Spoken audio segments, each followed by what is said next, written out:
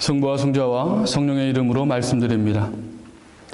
작년부터 계속된 코로나19라는 바이러스로 인해 함께 모여 성찬예를 드리는 것도 함께 친교를 나누는 것도 조심스러운 상황이지만 그럼에도 이렇게라도 함께 말씀을 나누게 되어서 얼마나 감사한지 모르겠습니다. 이 시간을 빌어 하느님의 위로와 자비가 교우님들과 가정에 함께하기를 간절히 소망합니다. 오늘은 저와 사무엘상 4장에 나오는 말씀을 가지고 절망 속에서 일하시는 하느님이라는 주제로 함께 나누고자 합니다. 먼저 말씀을 저와 함께 천천히 읽어 보겠습니다. 사무엘상 4장 2절부터 11절까지의 말씀입니다. 블레셋 군이 이스라엘 군을 향하여 열을 지어 싸움을 벌였는데 이스라엘 군은 블레셋 군에게 패하여 싸움터에서 죽은 군사가 4,000명이나 되었다. 군사들이 진영으로 돌아오자 이스라엘의 장로들이 부르짖었다. 야훼께서 오늘 우리를 블레셋 군에게 패하게 하시니 이런 변이 어디 있느냐? 실로에 있는 야훼의 계약궤를 모셔오자. 그것을 우리 가운데 모시면 적군의 손에서 우리를 구해내실 것이다. 그리하여 진영에서 사람을 실로로 보내어 거룹을 타고 만군을 거느리시는 야훼의 계약궤를 모셔오게 하였다. 당시에 그 계약궤를 모시고 있었던 사람은 엘리의 두 아들 홈니와 비느하스였다. 야훼의 계약궤가 진해에 도착하자 온 이스라엘 군은 땅이 진동하도록 함성을 올렸다. 블레셋 군은 이 함성을 듣고 히브리 진영에서 저렇게 큰 함성이 터지니 웬일이냐 하며 웅성거리다가 야훼의 궤가 이스라엘의 진영에 들어왔다는 것을 알았다. 블레셋 군은 겁에 질려 소리쳤다. 이스라엘의 신이 진영에 들어왔으니 이제 우리는 망했구나. 이런 일은 일찍이 없었는데 이제 우리는 망했다. 누가 저 무서운 신에게서 우리를 살려내겠는가? 갖가지 재앙과 질병에서 에집트인들을 친 신이 아니냐? 그러니 블레셋 사람들아 힘을 내어라. 사나이답게 싸우자. 지금까지는 히브리인들이 우리를 섬겼지만 이제는 우리가 그들의 종이 될 판국이니 자 사나이답게 싸우자. 이리하여 블레셋 군이 진을 지쳐 들어오자 이스라엘 군은 크게 패하여 제각기 자기 천막으로 도망쳤다. 이스라엘 군은 보병이 3만이나 쓰러졌으며 하느님의 궤도 빼앗기고 엘리의 두 아들 홈니와 비느하스도 죽었다. 오늘 함께 나눌 주제가 조금 전에 말씀드린 것처럼 절망 속에서 일하시는 하느님이라고 말씀드렸습니다. 그런데 그 뒤에 이어지는 부제가 있습니다. 절망 속에서 일하시는 하느님이심을 정말로 믿고 기도하는가? 여러분 기도하시나요? 사순절이기에 더 많이 기도하시겠지만 그리스도인은 기본적으로 기도하는 사람입니다. 그래서 누구나 기도하죠. 그런데 문제는 어떻게, 어떤 마음으로, 어디까지 기도하느냐 하는 겁니다. 어떤 사람이 회사를 다니는데 상사가 너무나 힘들게 하는 거예요. 그래서 매일 무거운 마음으로 출퇴근을 해야만 했습니다. 그러던 중에 문득 기도해야겠구나 하는 마음이 들어서 자신이 조금 힘들고 피곤해도 일찍 일어나 출근 전에 성당을 찾아가서 열심히 기도했습니다. 하느님, 저를 괴롭히는 상사가 있는데 그의 마음이 너무나도 강팍한 것 같습니다. 그의 마음을 녹여주셔서 제가 즐겁고 행복하게 회사 생활을 할 수 있도록 주님 도와주세요. 하느님만 믿습니다. 그렇게 일주일의 시간이 지났습니다. 상황이 어떻게 됐을까요? 변했을까요? 변하지 않았을까요? 변하지 않았습니다. 그래서 이 사람은 자신의 기도가 부족하다고 생각해서 더 힘주어서 기도했습니다. 그렇게 또 한 주가 흘렀죠. 상사는 변했을까요? 변하지 않았을까요? 변하지 않았습니다. 그래서 이 사람은 퇴근하면서 성당을 찾았습니다. 그리고 하느님께 이렇게 기도했어요. 하느님, 너무하신 거 아닙니까? 제가 매일 아침에 성전을 찾아서 열심히 기도했는데 왜 저의 기도를 들어주지 않으십니까? 저의 기도가 다 허사란 말입니까? 도대체 왜 이러신 겁니까? 그러자 하느님께서는 이렇게 말씀하셨다고 합니다. 나는 너의 기도를 들어주지 않겠다. 그 상사가 없었다면 너는 나를 매일 만나러 오지 않았을 테니 이번만큼은 너의 기도를 들어줄 수 없겠구나. 우리는 다 알고 있습니다. 기도는 상대방을 변화시키는 것이 아니라 나를 위한 것이라는 것을, 나의 강팍함을 녹이는 것이라고, 내 시선이 주님의 시선으로 변화된다는 것을 알고 있다는 말입니다. 그런데 문제는 쉽지 않아요. 그래서 때로는 포기하기도 합니다. 기도에 응답이 없는 것 같고 내 계획과는 다르게 흐르는 것 같아 믿음이 흔들리기도 합니다. 그래서 제가 부제로 달았던 어떻게 어디까지 기도하는가 라고 하는 물음은 하느님을 어디까지 믿고 있는가, 하느님을 얼마나 신뢰하고 있는가 하는 물음입니다. 한편으로 생각하면 뭘 이런 걸 물어보십니까? 그래도 내가 그리스도인이고 성당을 얼마나 오래 다녔는데 하는 마음이 들지도 모르지만 이 물음을 깊이 생각해 보면 쉽게 답하기는 어려울 겁니다. 하느님을 내가 얼마나 믿고 신뢰하는가. 그래서 오늘 이 물음에 대한 대답을 조금 전에 함께 읽었던 사무엘상 4장의 말씀을 통해서 살펴보려고 하는 겁니다.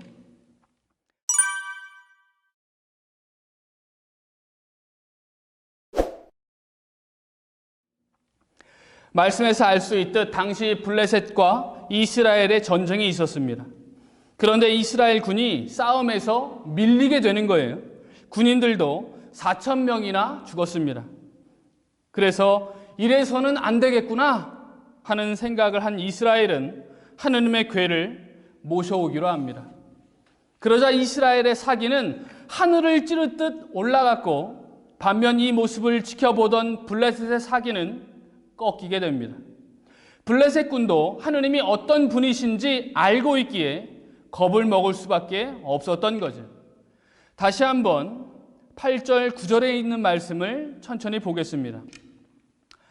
이제 우리는 망했다. 누가 저 무서운 신에게서 우리를 살려내겠느냐? 갖가지 재앙과 질병으로 에집트인들을 친 신이 아니냐? 그러니 블레셋 사람들아 힘을 내어라. 사나이답게 싸우자. 지금까지는 히브리인들이 우리를 섬겼지만 이제는 우리가 그들의 종이 될 판국이니 자, 사나이답게 싸우자.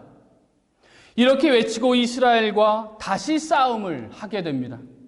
그런데 이스라엘이 상상하고 바라던 모습으로 전쟁이 흘러가지는 않는다는 거죠. 승리는커녕 하느님의 궤도 빼앗기고 엘리의 두 아들도 죽게 됩니다.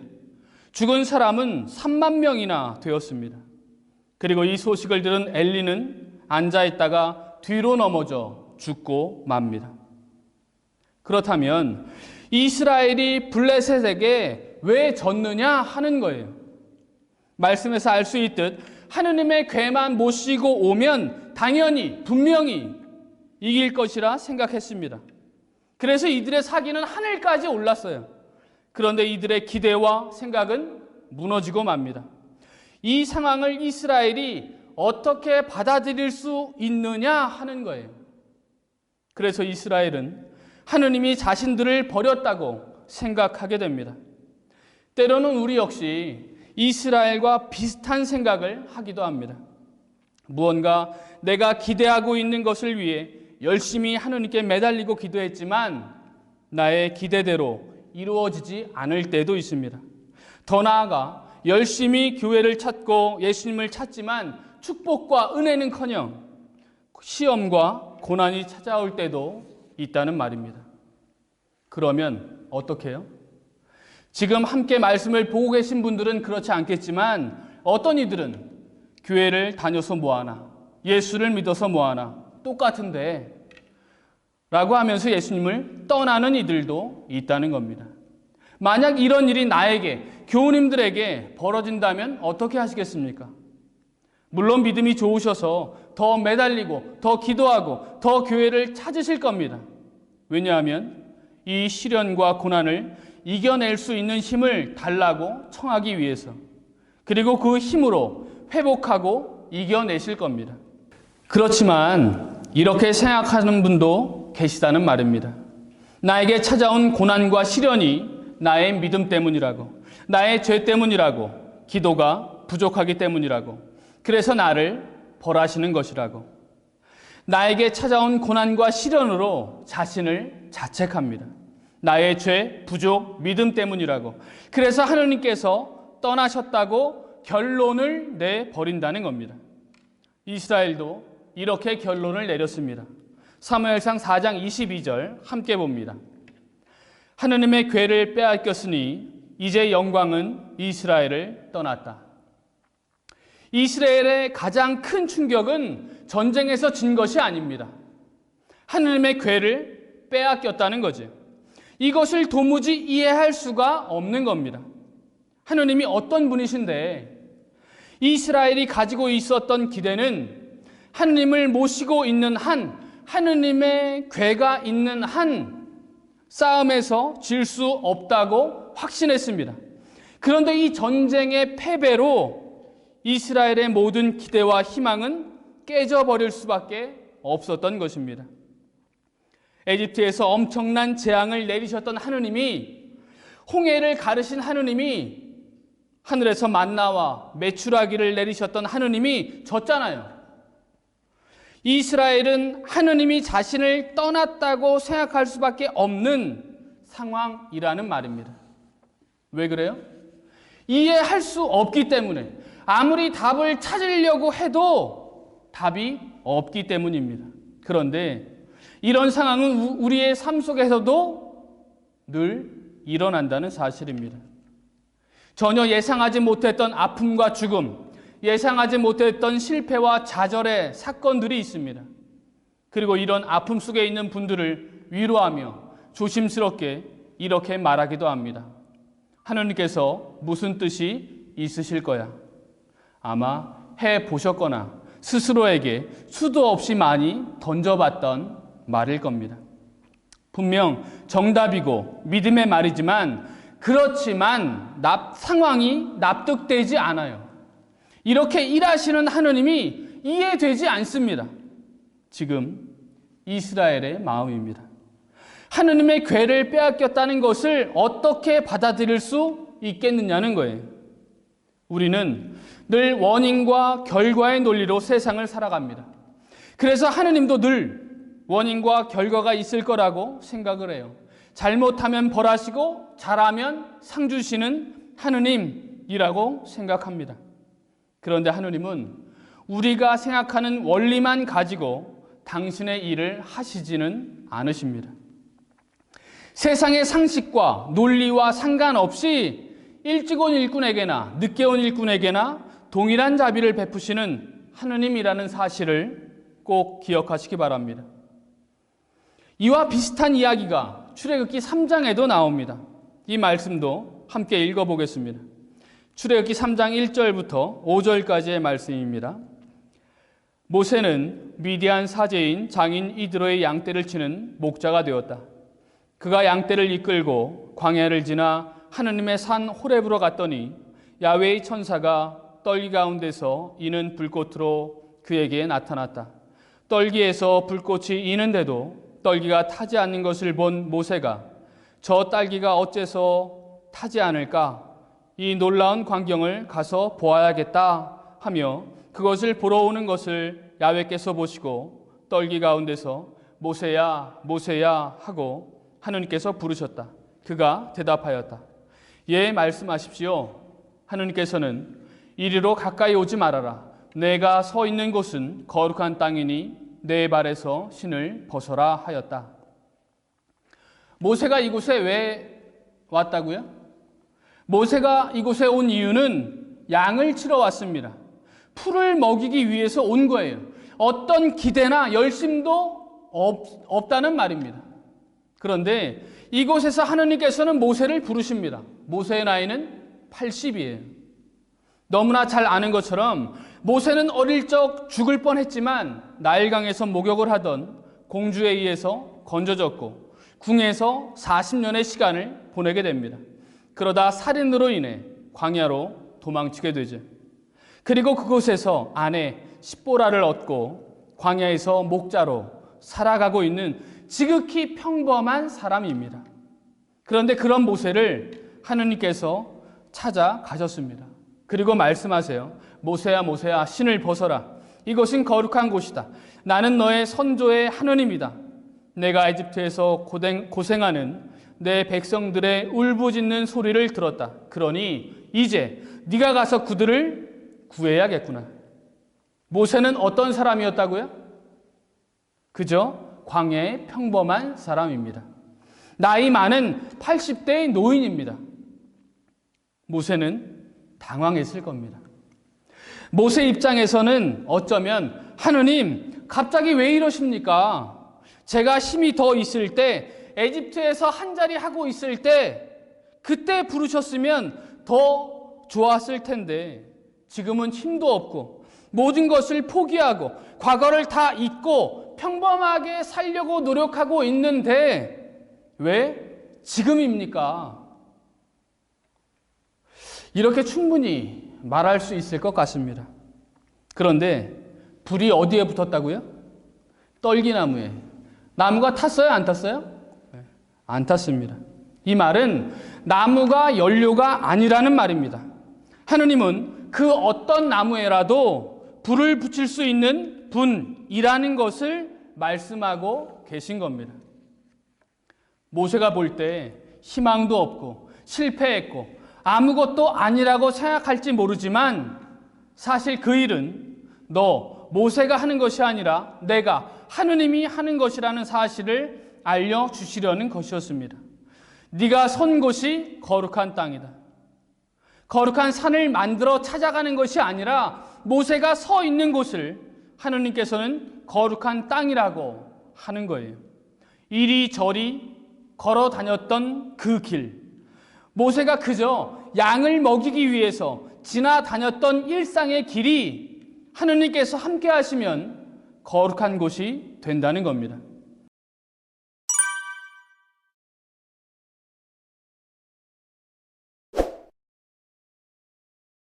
그러면 왜 하느님께서는 이런 식으로 일하시느냐 하는 거예요. 이것이 중요한 겁니다.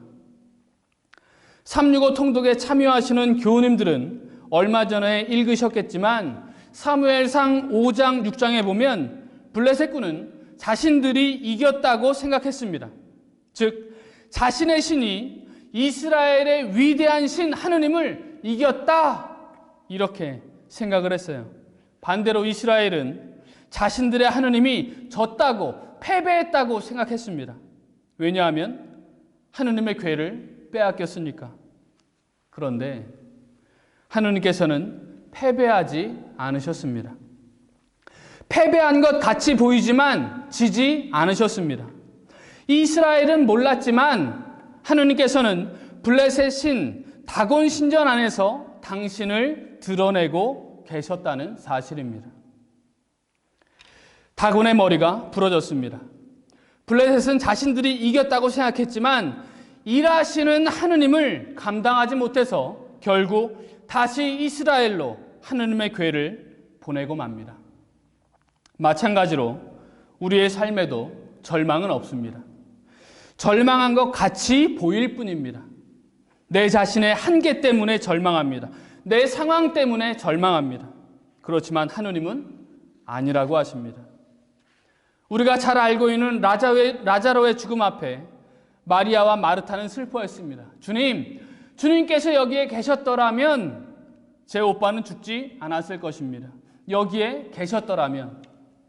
사람들은 죽었다고 끝났다고 이야기합니다. 그렇지만 주님은 아니라고 하십니다. 믿기만 하여라. 믿기만 하면 하느님의 영광을 볼 것이다. 이스라엘도 하느님의 궤를 빼앗겼으니 이제 영광은 이스라엘을 떠났다라고 생각했지만 하느님은 아니라고 하십니다. 이사야서 55장 8절부터 9절에 있는 말씀을 또 잠시 보겠습니다. 내 생각은 너희 생각과 같지 않다. 나의 길은 너의 길과 같지 않다. 야훼의 말씀이시다. 하늘이 땅에서 아득하듯 나의 길은 너의 길보다 높다. 나의 생각은 너의 생각보다 높다. 하느님은 늘 이렇게 일하십니다. 과거에도 그랬고 지금도 그렇고 미래에도 이렇게 일하실 겁니다. 마지막으로 로마서 5장 6절에서 8절에 있는 말씀을 함께 보겠습니다. 우리 죄 많은 사람들이 절망에 빠져 있을 때에 그리스도께서는 당신의 때가 이르러 우리를 구원하시려고 죽으셨습니다. 옳은 사람을 위해서 죽는 사람은 별로 없습니다. 혹 착한 사람을 위해서는 죽겠다고 나설 사람이 더러 있을지 모릅니다. 그런데 그리스도께서는 우리 죄 많은 인간을 위해서 죽으셨습니다. 예수님께서 십자가에 달리신 시점은 우리가 알지 못했을 때 죽으셨습니다. 이것을 기억해야 하는 거예요. 우리가 요청하지 않았음에도 불구하고 하느님께서는 일하고 계셨다는 사실입니다.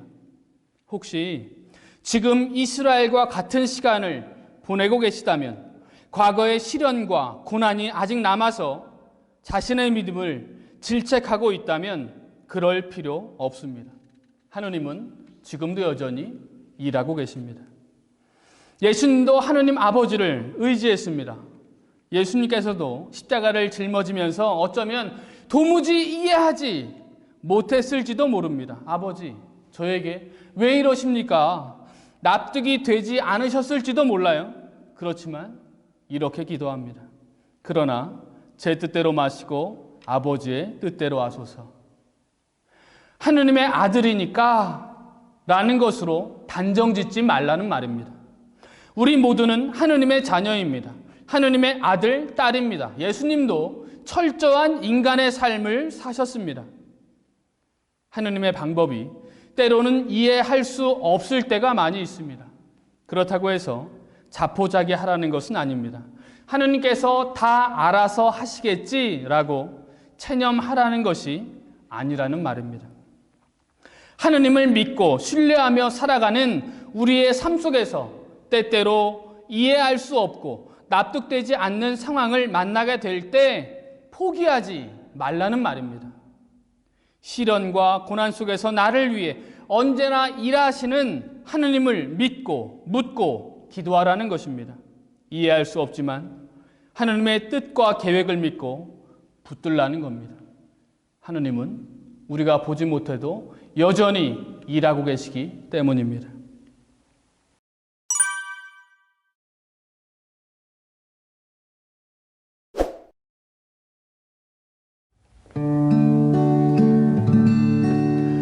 고단한 인생길 힘겨운 오늘도 예수 내 마음 아시네. 지나간 아픔도 마주할 세상도 예수 내 마음 아시네. 하루를 살아도 기쁨으로 가리 예수 늘 함께 하시네. 후회도 염려도 온전히 맡기리 예수 늘 함께 하시네. 믿음의 눈으로 주를 보니 이 또한 지나가리라. 주어진 내 삶의 시간 속에 주의 뜻 알게 하소서. 믿음의 눈으로 주를 보리 이 또한 지나가리라. 주어진 내 삶의 시간 속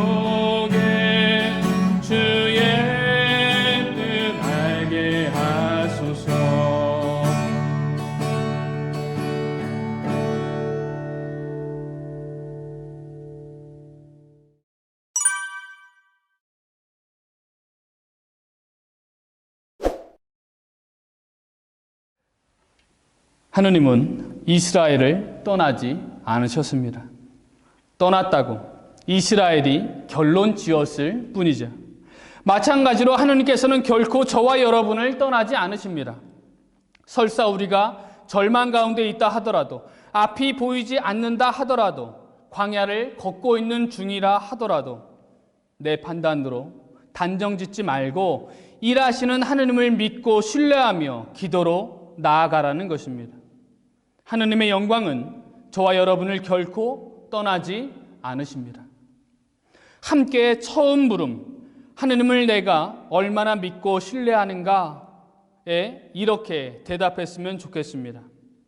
나는 내가 절망 속에서 울부짖을 때에도 나를 위해 일하시는 하느님이심을 믿습니다. 아멘. 전혀 경험해 보지 못했던 2020년을 보냈고 올해도 앞은 잘 보이지 않는 것 같지만 그럼에도 그 속에서 일하고 계시는 하느님을 믿고 기도하며 지금의 현실을 잘 헤쳐나가는 우리 모두가 되기를 주님의 이름으로 간절히 기도합니다. 성부와 성자와 성령의 이름으로 말씀드렸습니다.